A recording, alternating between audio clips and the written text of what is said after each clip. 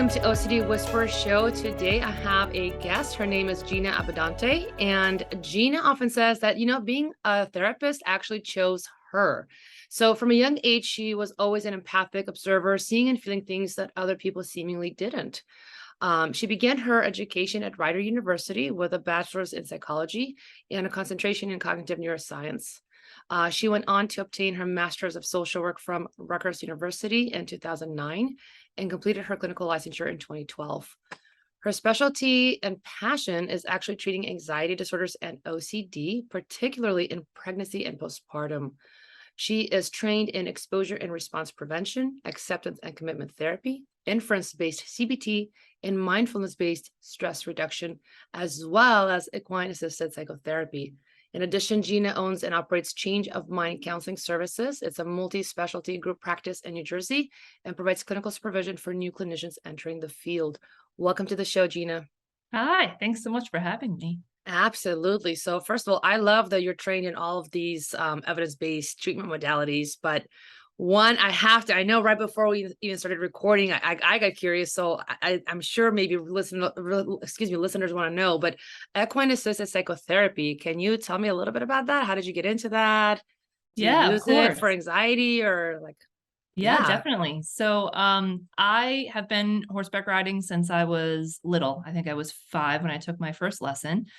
And horses are just a passion of mine. They're such an amazing thing. So when I was in grad school in 2007, I guess, I learned that there was this therapeutic modality that was incorporating horses, and I was like, I have to learn about that. Like, it's just so right up my alley. So I got trained by EGALA, which stands for Equine-assisted growth and learning. And it's a lot of people, when they think of equine-assisted therapy, they think of therapeutic riding, which is more like physical therapy on horseback, where equine-assisted psychotherapy, or EAP for short, is therapeutic activities that you do with the horse, but it's all done on the ground. And horses are these amazing biofeedback machines, basically. So they are fight or flight animals. That's what they operate out of. And they're able to reflect back our emotions and things that sometimes we're not even quite tapped into in a way that's much better than another human would be able to do. So an example of an activity that we would do is something called equine billiards, where I would I'd set up the arena kind of like a pool table where there's pockets. And then each pocket has a point value. And you tell the participants that their only goal is to get the horse into each of the pockets and get a total of 15 points, or however many points you want to do. But there's some rules and stipulations. They cannot talk to the horse, they can't touch the horse, and they can't bribe the horse. So it's all about thinking creatively. It's about handling frustration. It's about seeing how people, how they work through things, if it's with a team or a family, how they work together to overcome obstacles. And then we watch how the horse interacts with the human. And we see if there's any parallels or big shifts in the horse's behavior that's out of the norm for them. So it's just a really, really amazing modality. And yeah, it's very fun to watch. It's very fun to do. It's out of the box. So some people that don't really love the vulnerability of talk therapy, they can do equine assisted, and it's a totally different experience for them. So it's very cool. Yeah, I mean, as you're talking, honestly, the word that comes to mind is intuition, right? It's like you're bypassing that part of the brain for language and words and going right into having to really feel and connect. I mean, you have to be really present to be right there with such a being in this. I mean, it just sounds really cool. Yeah, it's really cool. And there are some offshoots to it now. So there's equine assisted EMDR, where they're doing, EMDR with kind of having the horse as a grounding device for the clients. So there's just all these different ways to kind of fold in horses to, therapy. It's amazing. I'm so excited to see where it goes. That's pretty awesome. Yeah. Yeah. And can I ask, just as an offshoot, is this something that you use in general kind of anxiety disorders or with OCD or do you? Yeah, absolutely. So I have used the EAP with pretty much a lot of different diagnoses. I mean, now I specialize in anxiety disorders and OCD, and I will use the horses as needed. So generally, if we have someone that's really struggling with maybe perfectionism, horses are an amazing tool to Mhm. challenge your perfectionism, because I can tell you with dealing with 1,000-pound animal, it's not going to go the way you want it to. That's right. So it's it's really a great way to kind of challenge some of that rigid thinking, and being able to get to an end result where you meet the quote unquote like criteria to be done with something, but maybe it's not the way you had envisioned in your mind. So it's pretty great. And I have used the horses in a lot of different ways for clients that have OCD, a lot of different, some with exposure work, being around the animals, being in the barnyard area. And I've had them actually working directly with the horses, with some clients that have, harm obsessions and bestiality obsessions and things like that. So yeah, I like to try to just think a little like experientially, because I think that's how we as humans learn best anyway. So anything that I think, works for people, I'm willing to give a go. I love it. Honestly, this is so creative and definitely outside the box. And I mean, I love when I talk to fellow practitioners. Yeah, just when you're bringing in something else that's just your standard kind of Mhm. protocols. So that's like, I'm excited. I'm like, oh, I want to try this. Yeah. Well, let's transition to what I wanted to talk with you about, which is, so we Yeah. know in OCD, I mean, I'm a practitioner with lived experience. You're a practitioner with lived experience. You Yeah. know, I was excited to talk to you because you're also somebody who is now trained and knows inference-based CBT. I think in the current climate, there's a lot of interesting chatter out there about it. There is. I think, amongst clinicians, there's sometimes divides or confusion or Yeah. whatever it is. I think people in general, as just folks who are looking for treatment or hearing a little bit more and also not sure what it is or how it is. So I really wanted to talk to you specifically about, as a clinician, as somebody who has direct lived experience, knowing and talking about, like, if you've done ERP or ACT or whatever other treatment modalities before you learned ICBT.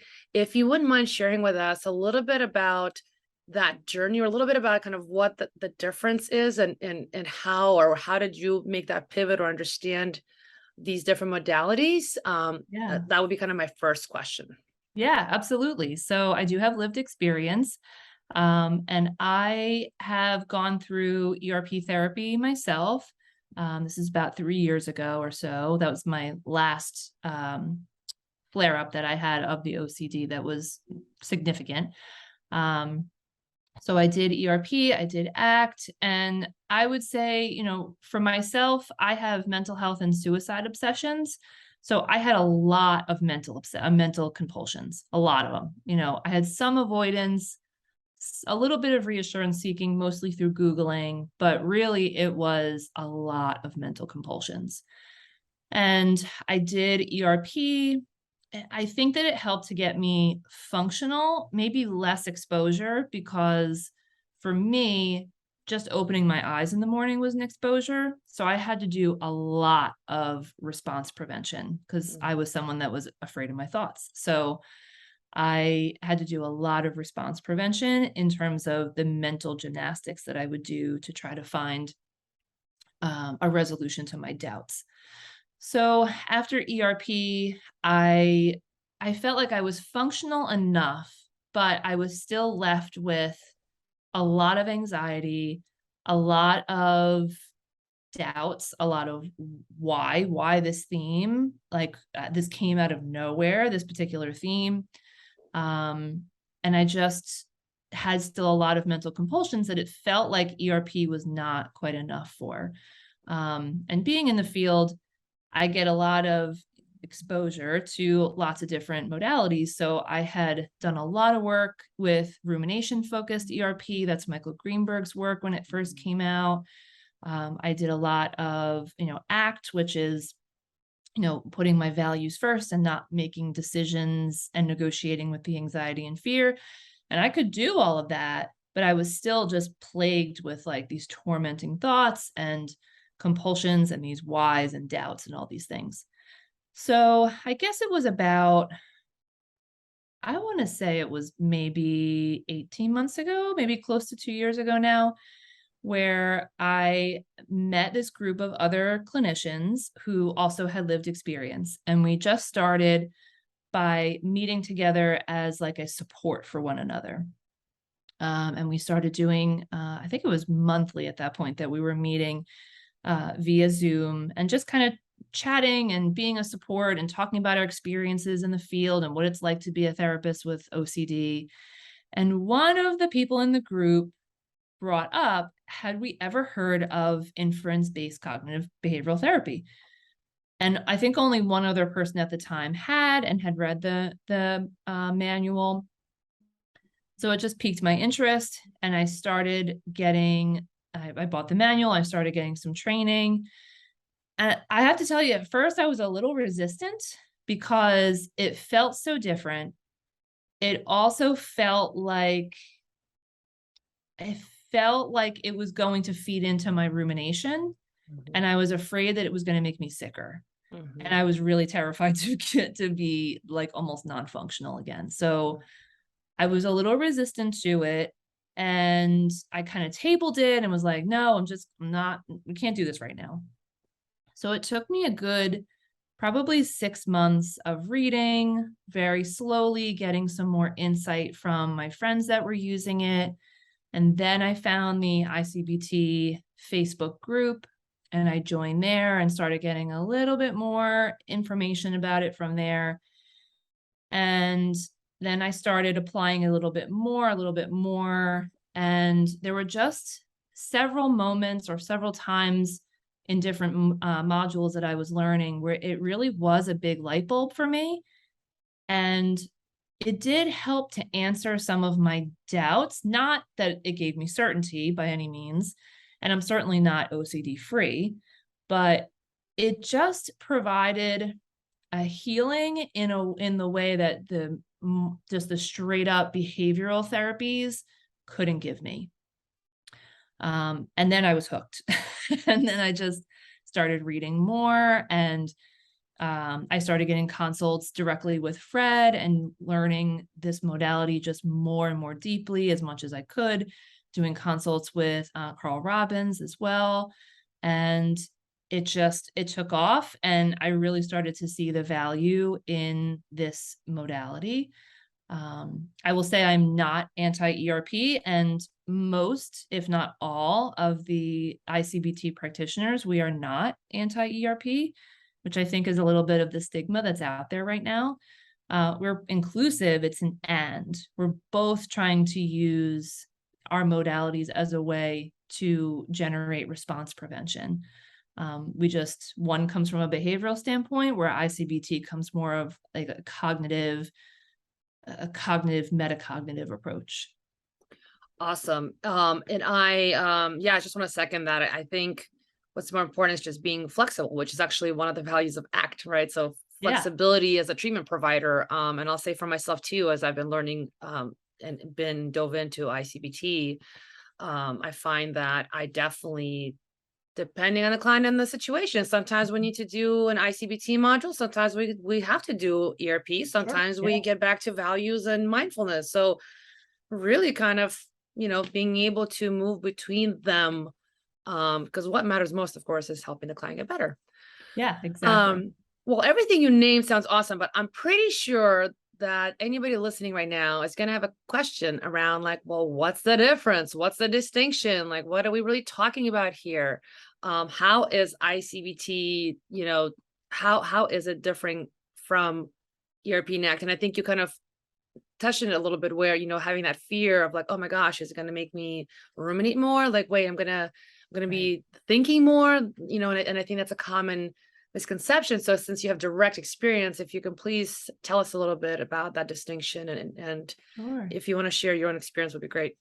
Yeah, absolutely. So the major distinction is ERP and ACT, they are what's considered an appraisal based model, which means that our thoughts are seen as, everybody has intrusive thoughts.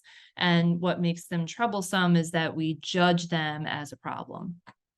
ICBT looks at intrusive thoughts not necessarily as intrusive, but they're more inference, or they're faulty inferences. So we gather all of these pieces of information from the world around us, and they justify a fear or a belief that we probably have had about ourselves or the world around us for a really long time. So it's less about like, oh, I had this weird pop-up thought and that's normal. Everybody has them, which to some extent they do, but it's only a problem because I have judged it a problem and my brain is now hooked on it.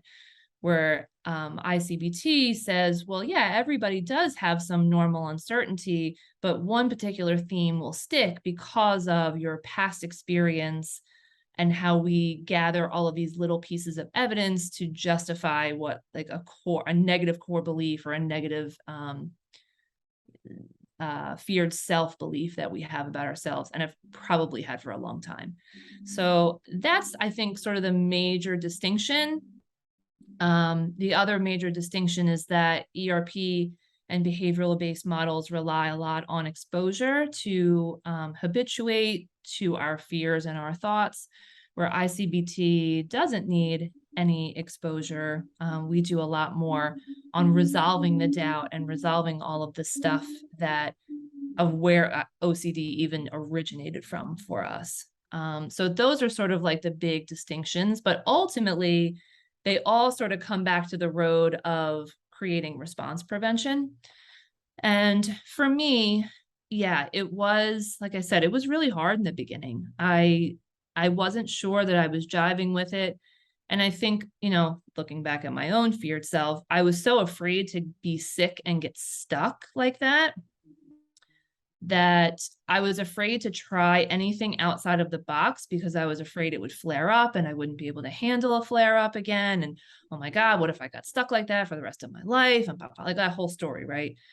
But it took me a little while once I got into ICBT to realize like that's your obsessional story. And it's also feeding from your feared self, this feared self of, oh my God, I could be someone who loses her sanity and gets stuck like that for the rest of her life, So that was sort of a turning point for me when I started to realize, oh, this isn't super random. And I was, even after ERP, left with a lot of whys. Why this theme? Why now? Where did this come from? And I don't feel like ERP was able to, the stance is like, well, it doesn't matter. Your theme doesn't matter. To me, my theme mattered. It mattered to me that one moment I was totally functional and had no obsessions about my mental health and the possibility of becoming suicidal at some point. And literally in the snap of a fingers, that was all I could think about. So to me, that really mattered.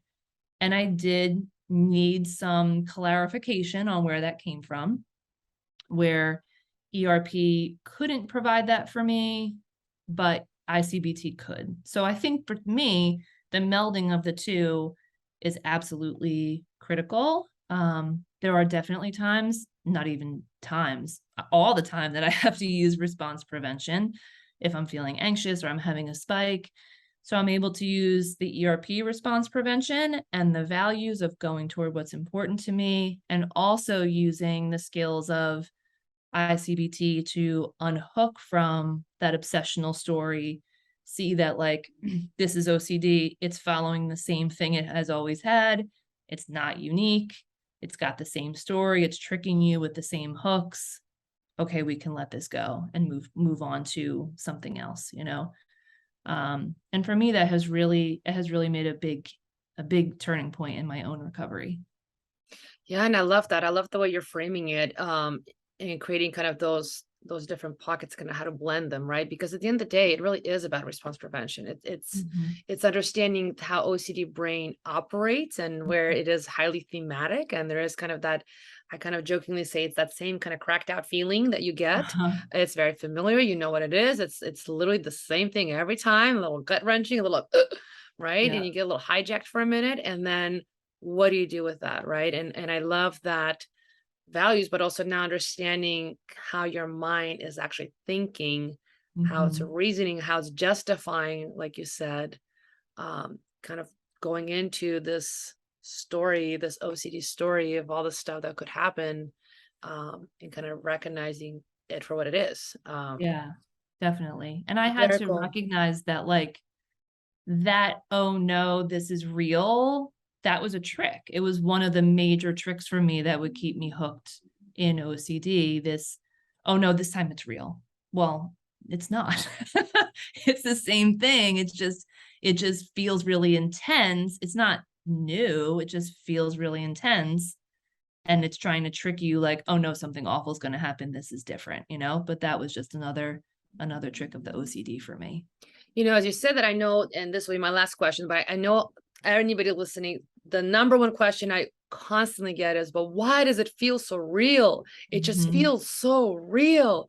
Like, no, I'm having anxiety, but no, but it's really, it's right. Like it just, and people really get stuck on that, understandably so. Somebody with OCD, I get it. Like before I Sure, knew yeah. any of this stuff, it definitely felt very, very real. And like, I remember being like feeling like I have like a ton of bricks on my shoulders of guilt and Mhm. anxiety and shame, which is and I didn't even know that there was such a thing as mental compulsions. And a lot of Right. people, I think, no, this is not an uncommon story, right? When you're in it, you think somehow you're different, and then you realize, oh yeah, no, I'm not. Right. This is just what it is.